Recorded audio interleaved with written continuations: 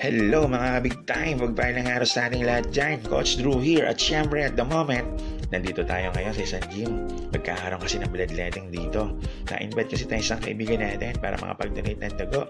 Alam naman natin mga big time, napakaganda sa katawan natin na nagdo-donate tayo ng dugo kasi tayo mismo personally ang unang beneficiary nito, nagiging maayos ang circulation ng blood system natin. At hindi lang yun, magiging blessing tayo sa iba na nakakailangan ng dugo natin. At ang maganda dito mga kabig time ay tinatawag na screening. Ayan na, diba? Double checking para malaman natin kung safe na safe ba yung dugo na i-donate natin sa iba.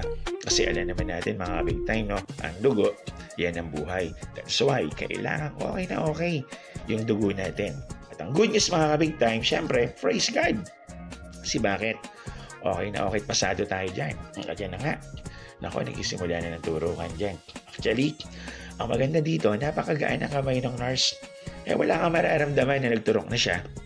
Napaka-smooth lang na nangyari dyan. Actually, hindi naman talaga siya masakit mga kabigtay, no? So that's why I encourage everyone na mag-donate tayo ng dugo. Diba? Hindi lang yun kasi tayo mismo ang una nakikinabang dito. At syempre, magiging blessing at makapagdugtong ng buhay sa iba. With that, God bless mga kabigtay.